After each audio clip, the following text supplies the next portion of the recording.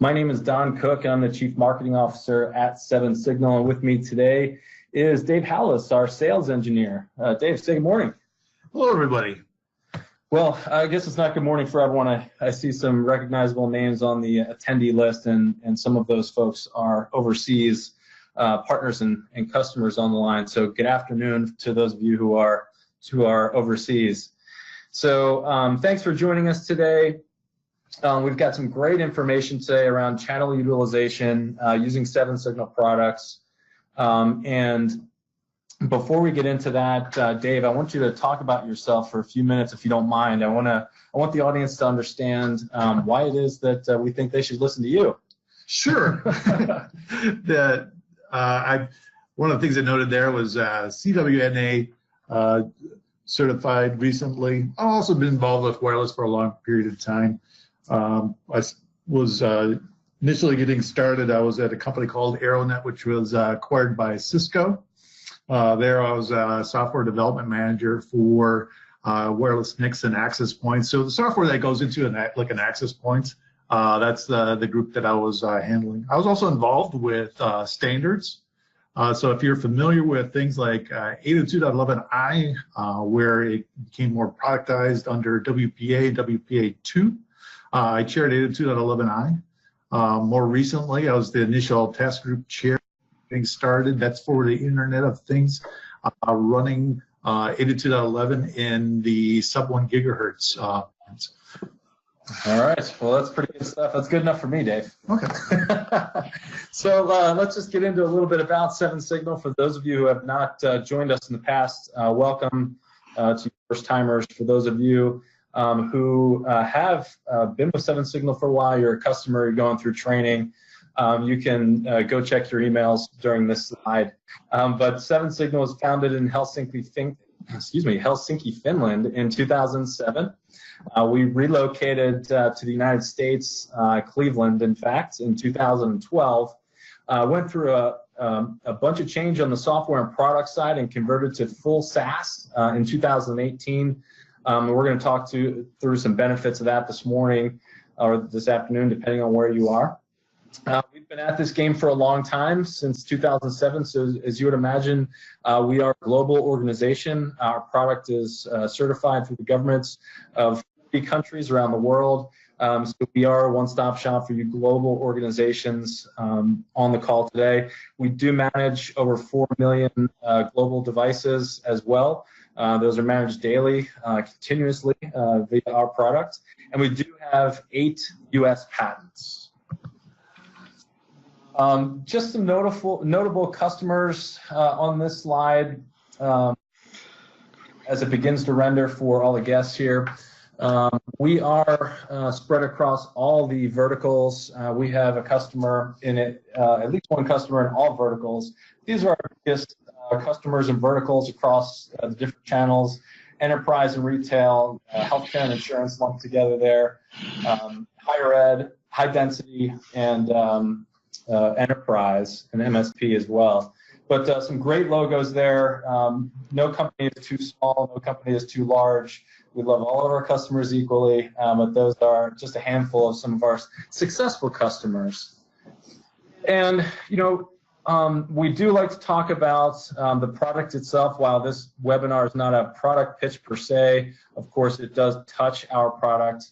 And our product touches a lot of the wireless network, as you would imagine. We are in that wireless network monitoring space. And Seven Signal delivers a complete enterprise solution, end-to-end, full enterprise SaaS. That is available through an enterprise SaaS pricing model. And our products are available all-inclusive or by module. So for those of you who are looking to look into roaming, complex roaming issues, getting customer experiences or employee experiences on the devices themselves, looking at drivers, interference, full spectrum, RF analysis, authentication, all that fun stuff available in a proactive tool like Seven Signal. Great product to have internally. And this is all information that you're not going to be able to get from your current AP provider. We go through this conversation a lot with our prospects and why we have so many happy customers. We provide data that the AP provider does not provide. We are a complement to that provider. We do not see ourselves as competitive when it comes to that data. So we do go above and beyond. So Dave, at this point, I'm going to hand the controls over to you. No more product pitches. We're going to get down to the nitty gritty and talk some tech. Well, thanks, Don. So one of the things that we look at is channel utilization quite often here at Seven Signal. It's really important. And one of the questions we can kind of get is, well, what is it and why do I care? So what exactly is it? This is the amount of activity that is going on in the wireless medium. And it's kind of important because that as the utilization goes up, that your performance is going to go down. So this traffic could be anything from, well, the Wi-Fi traffic itself. It could be nearby Wi-Fi access points. It could be other types of transmissions that are going on.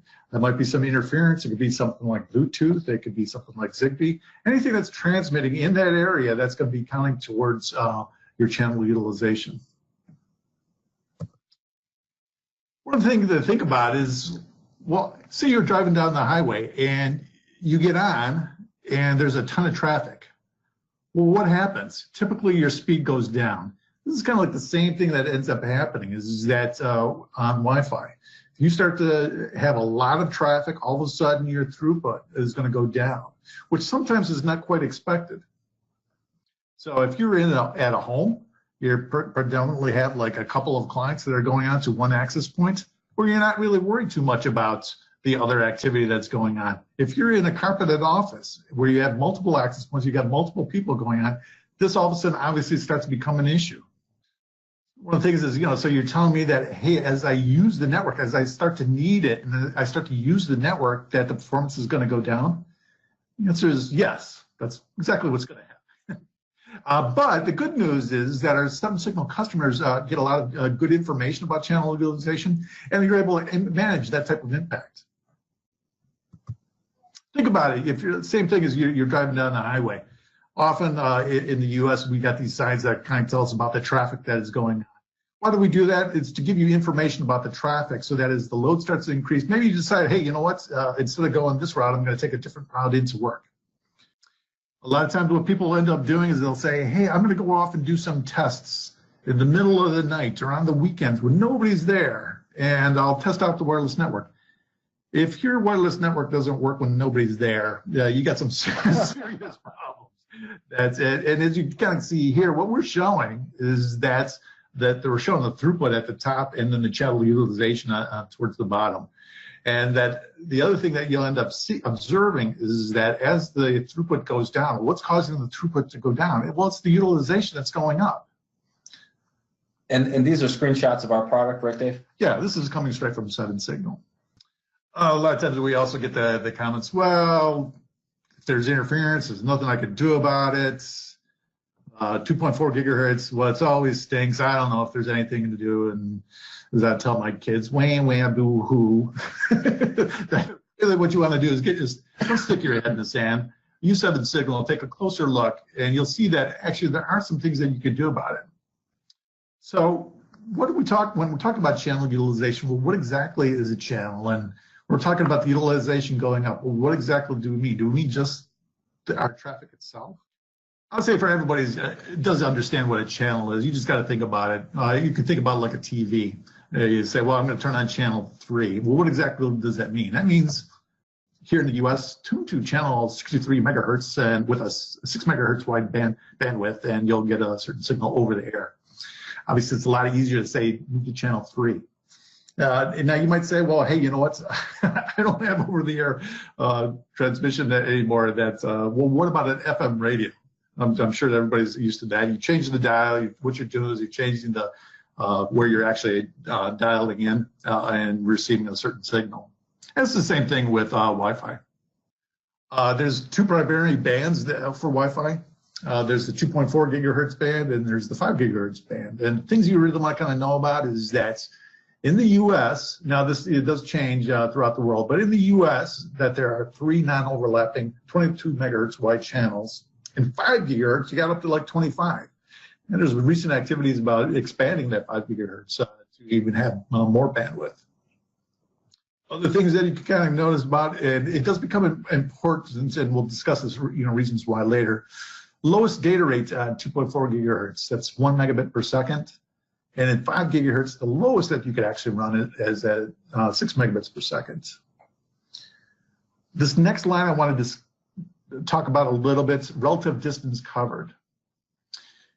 If you are transmitting on the 2.4 gigahertz band with the same transmit power as on 5 gigahertz, they're gonna go different distances. This has to do with RF. I'm not gonna get into all that details. The only thing that's important to know is if you're on 2.4 gigahertz with the same transmit power, you're gonna go farther. So you might say that sometime at the beginning of Wi-Fi, that was really good.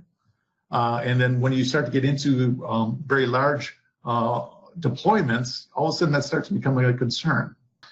The other thing is likelihood of interference. What do I mean by likelihood of interference? Well, there are other devices that can run in that same 2.4 gigahertz band and 5 gigahertz band. And what are the chances that there's going to be some other devices? For instance, baby monitors, other technologies such as Zigbee, your Bluetooth. Bluetooth runs into the 2.4 gigahertz band. So there's a higher chance that you're going to have interference on 2.4. There are other devices you can run interference on 5 gigahertz, but the chances are higher on 2.4 gigahertz. So in general, you can kind of see here that there's 2 lines there, and the one that's higher is the 2.4 gigahertz band. Characteristics will make it so that the 2.4 gigahertz will be at a higher channel utilization. The other thing that I really want to touch on is the number of overlapping channels. I kind of mentioned that there are 3 non-overlapping channels in the US and they're 22 megahertz wide. And that's important to know when we start talking about the specific channels, that you can kind of see that, hey, that there's this channel 2. Well, that channel 2 actually overlaps with channel 1. Likewise, all the way up through channel 5, that those are overlapping. So you really only have 3. If you go over into Europe, you'll find that there's channel 14, so you can kind of get some freedom to get a little bit more. But in the US, you really only have 3 channels, and that does have an impact when you start to deploy in wide networks, for instance, like carpeted office, rather than just at home where you have maybe 1 or 2. Think of it this way. I'm just using circles to give you a graphical representation of the channels, and you're trying to say, well, if each one of those circles was an access point, and I'm now selecting which channel. If you only have 3 channels that are not overlapping, it's really difficult on 2.4 to make it so that they're not interfering with each other. So you can kind of see, for instance, on the greens that are showing up as 1, that's on channel 1. Well, those are going to interfere with each other, so that when one access point is transmitting and another access point on channel 1, they're going to be interfering with each other. Whereas you look to the right, and on 5 gigahertz, all of those access points are on different channels, and they're not even near each other. So therefore, there's less likelihood of a chance that they're going to be interfering with each other. That's why one of those reasons of why that 5 gigahertz really gives you a little bit more freedom, and why that the channel utilization is going to go down, is because more likely when you get into a bigger deployment of access points, that you're going to have less channel utilization. Kind of we were just talking about, a lot of times if people, if you've been around for a while, you might have been used to, with Ethernet, like a hub instead of a switch. The thing about the switch is segmenting some of the traffic so you're not seeing all of it. It's the same type of thing, is that, you get all of a sudden the Ethernet hub where all the traffic is seen on the same wire is happening on wireless, because wireless is a shared medium. With that in mind, now that there are, when you go to deploy your access points, that you'll end up finding that, hey, when I've deployed it, there are certainly different systems out there that'll use, for instance, ARM or RRM, which will automatically select which channels that you can select. Also, that sometimes people will manually select it. If either one of those manual or automatic selections goes off and does a bad job of selecting what channels, you could end up seeing, and here what we're showing is we're doing our number of available SSID AP pairs report. And it's useful because that way you can end up seeing if people did a poor job of whether that's something that's automatic through, for instance, RRM or ARM that's kind of using a given channel more than the others. Or if it was just a manual selection that you went through and did a static channel plan, you ended up doing maybe not really the greatest job. It's really easy to kind of end up seeing that here. Channel 1 is used way more than 6 and 11, so therefore you might want to take a look at it to make it so that your performance will increase. What would a user see? User goes off and they end up connecting up to an access point. Now, if they connect it up, more likely they're going to connect up to an access point that's on channel 1. That load, that channel utilization is already going to be high. You're going to be on one of those high traffic lanes per se, and therefore you're going to have a less performance. The way I kind of think of it is, say, for instance, the analogy is you're on the highway, and if you've got like a multiple lane highway and everybody's on the same lane, well, you might want to spread out a little bit there.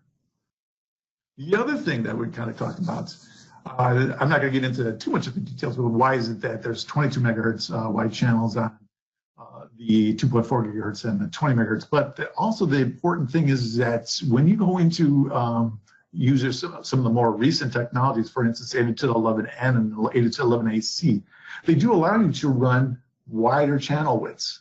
Why do you want to run with a wider channel width? If you go from 20 to 40, basically what you're doing is you're doubling the amount of throughput you could get, so you can go faster. So once people saw that, they're like, well, if we went twice as fast with 40, let's go even faster with 80, and let's go even faster with 160 megahertz wide channels. You might have already kind of gathered what I'm about to say is that there's some things that are going to go on with when you start running these higher channels. You end up seeing that on 2.4 gigahertz wide channels, that if you're running a 40 megahertz wide channel, that's a problem. That you end up eating up channels 1 and 6 rather than just channel 1. So here at Southern Signal, we suggested that you avoid using 40 megahertz wide channels if that's on the 2.4 gigahertz band. Here you're trying to use the traffic on the highway. Some of that channel width, if you get some wider, is not always better. It's just not a good idea if you've got limited space. The other thing that you might end up seeing is that, well, we've got these non-overlapping channels. Well, there are some overlapping channels. And if you start to use these overlapping channels, that you're going to be interfering with the other channels as well. It's not like you're on, like, for instance, channels 7 or 8, and all of a sudden you're not interfering with 6. You actually do interfere with them. The analogy here is, I'm sure that everybody's kind of run into this, where you're driving along and you see somebody, you're just kind of like, hey, buddy, pick a lane. It's the same type of thing. You're not in the middle lane, you're not in the high-speed lane, you're just sitting there in the middle, and you're affecting both of those lanes for traffic. We're talking about 5 gigahertz, and that there are 25 non-overlapping channels that are 20 megahertz wide. I'll give you kind of like a quick graphic as to how many channels are up at the top. You're able to see that the blue, that they are the 20 megahertz, so the 25 channels. And then as you run for the 40 megahertz wide and the 80 megahertz and the 160 megahertz wide, obviously they start to be less number of channels. So with that in mind, it's the same type of thing on 2.4 when we're talking about 40 megahertz wide. If you're in a carpeted office, you really want to avoid those 160 megahertz wide channels in 5 gigahertz, because right here we're showing there's only 2. And therefore, when you start to do your channel planning and so forth, it's going to really make it difficult not to interfere with other traffic that's going on. As far as 80 megahertz wide channels, you might want to ask yourself, well, where do I really need it? And be careful about how you use it. Maybe there's a conference room where there's some video that's going on, and you say, well, here I really do need that higher throughput. Okay, maybe use it, but use it sparingly. And Southern Signal will give you a graphical representation of where you're using the 80 megahertz wide channels and the impact of other system APs that are out there. And it gives you a quick idea of, okay, this is kind of what's going on. This is what's going to interfere with each other. So I want to kind of get back to, we talked a lot about channel planning. Well, what is channel utilization besides the other access points that are kind of going on? Is that the only thing that we should be concerned about, or is there more that we could be concerned about? And I'd say, yeah, there's more, and I'm trying to give an idea here about, well, what is the type of traffic that's going on?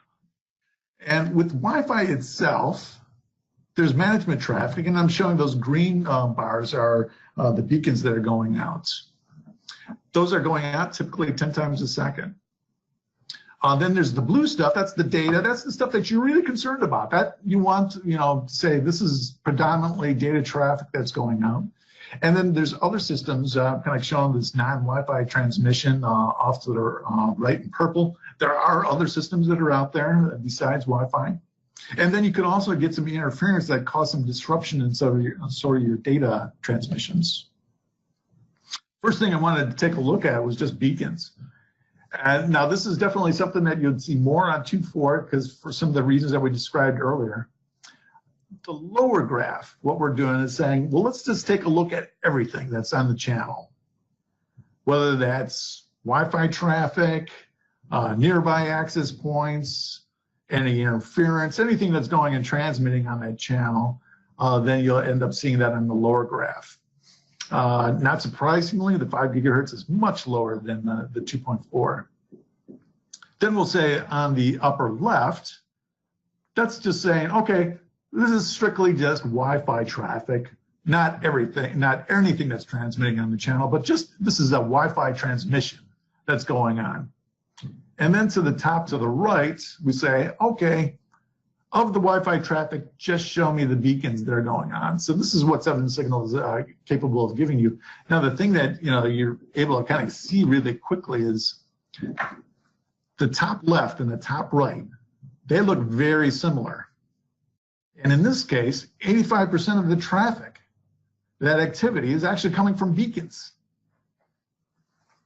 So, I mean, just from that standpoint, it kind of says, well, maybe what you want to do is take a look at it and figure out if there's something that could be done about those beacons to make it so that you're not eating up all of your transmissions just by this management traffic. So we'll talk a little bit more about beacons and what could be going on with our beacons. Why is it that a beacon would take longer to transmit versus shorter? Well, if you've got older devices, well, when I say older devices, maybe the 802.11 original standard or 802.11b, that the beacons get transmitted at the lowest data rate supported. With IEEE and Wi-Fi, that as the technologies have increased, the data rates have gone up. But if you say, well, I need to support this old device, there is a cost to that, and that it's eating up some of the transmission times. So you're not getting the biggest benefit of your new devices by supporting those old ones.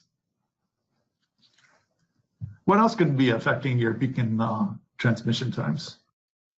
Well, a lot of times that you'd say, hey, I want to run a guest SSID versus the corporate network. You might even have another one for your voice traffic. It's definitely useful, but there is a price to be paid for that. What ends up happening is when you say, oh, for instance, on 2 SSIDs, a corporate network and a guest network, well, there's 2 beacons that are going to go out. So you can kind of see that you've just doubled it, the amount of traffic that's going on.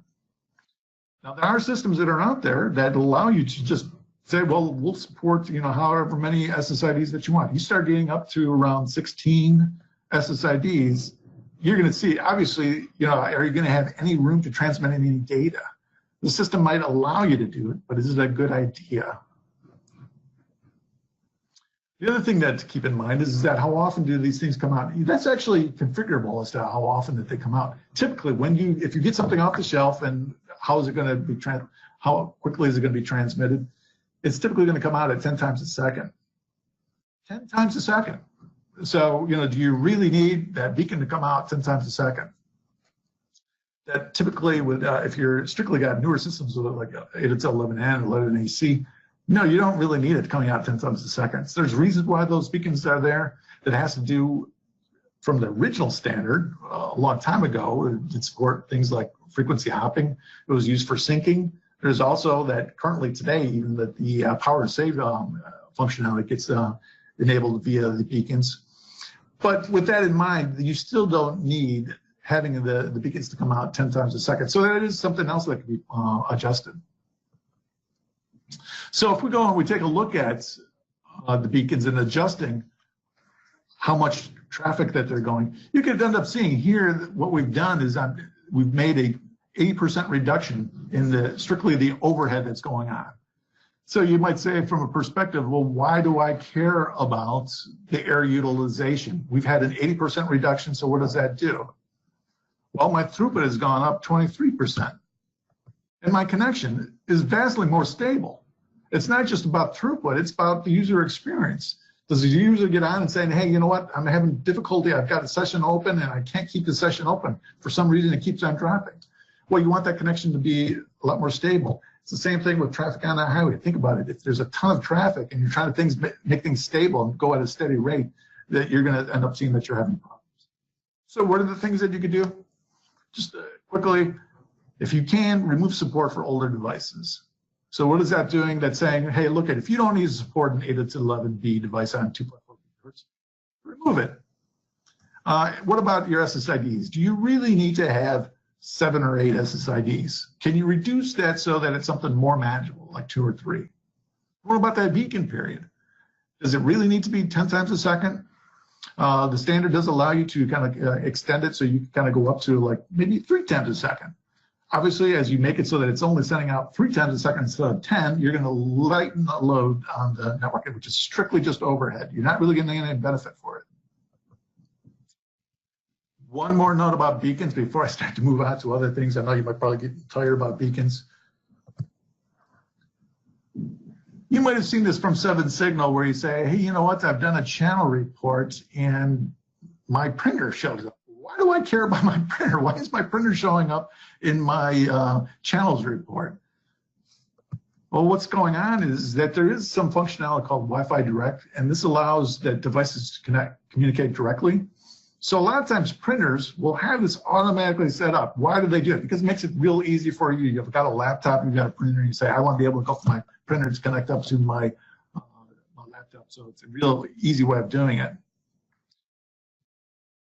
But do you really need it? For instance, at home, I do have my printer communicating via Wi-Fi, but it's going through my access point. I don't need to go direct. I don't need that functionality. What if in the office, typically your printers are connected up via Ethernet, not via wireless. So therefore, that functionality is really not needed. If it's not needed, turn it off. Because what it's going to do is it's going to save you the airtime. It's going to save you from sending those beacons out. And if you've got a bunch of printers, if they're all sending beacons out, it's going to be adding a lot to your overhead, which is not really even used by anybody. There are some other traffic that goes on. You might say, hey, you know what, there's this other traffic that goes on that I need to try to lighten the load. When you're a client, I've got my laptop and I'm roaming around, you could listen to the beacons to determine for roaming which ones you want to switch to. Typically what ends up happening is that your laptop will send what we call a probe request out, and it's going to get a probe response. When that probe request goes out, typically what they're done is it's broadcast. It's like, I'm going to send this packet out, and any access point that can hear me is going to respond. So that might be good, it might be bad. If you've got through a deployment where you have a lot of coverage overlap in 2.4 gigahertz, well, you're going to get a bunch of access points responding. I know that graph on the bottom might look a little bit low, but that's going up above 5%. And we're talking about, if you're adding 5% overhead, is there some way that you can lighten that load? Most vendors that they'll be able to support a functionality where they say, you know what, only send the probe response if that client is actually close to me. What do we mean by that? The signal strength of the client, that laptop. Oh, if he's close to me, then respond. But don't respond. If I've got a ton of access points, I don't want like the access point that's really far away from me, in a different room and so forth, to respond when I know that I've got an access point right next to me. What you want is that access point that's close to you to respond. And there's 2 reasons for that. One is you've got a better chance of connecting up to the right access points. Also, your channel utilization is not going to grow up because of sending all these probe responses.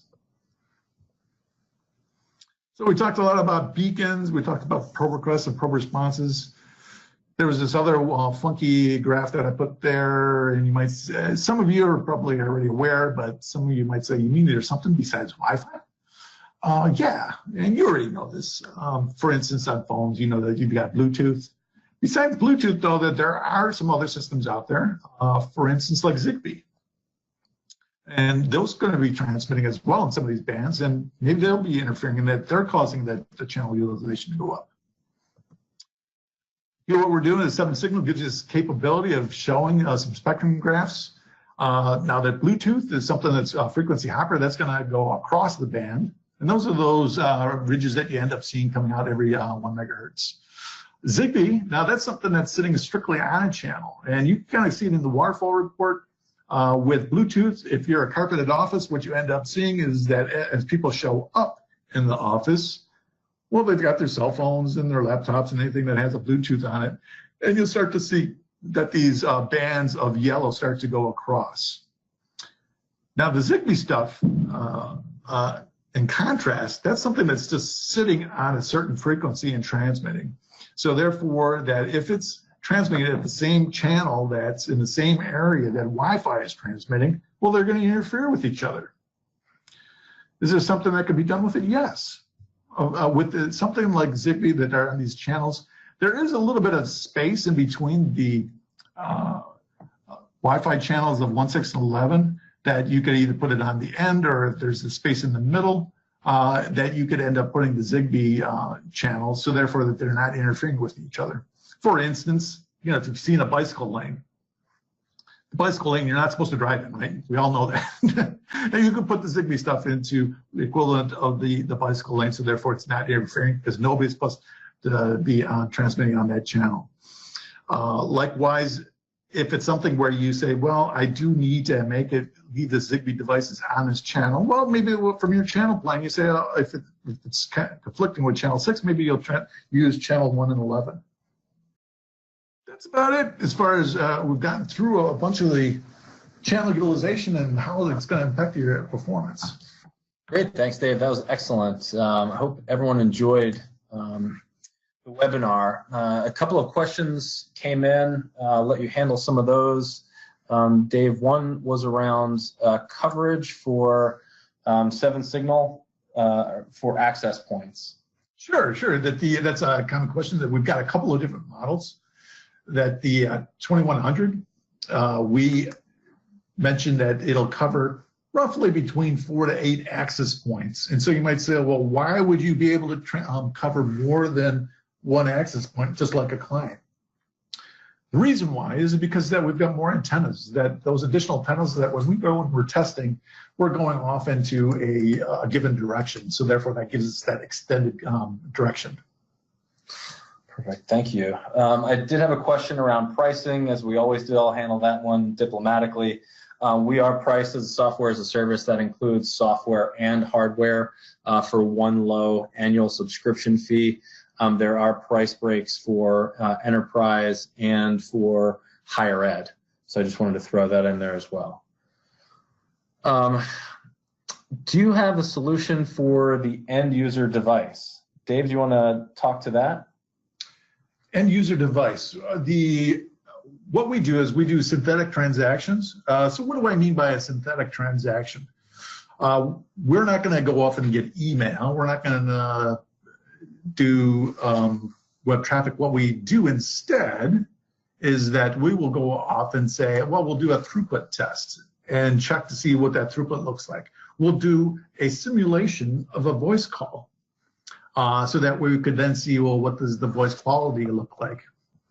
We'll go off and if you've got a guest network, you might want to say, well, you know what, I want to be able to check to see can the user get out to the internet.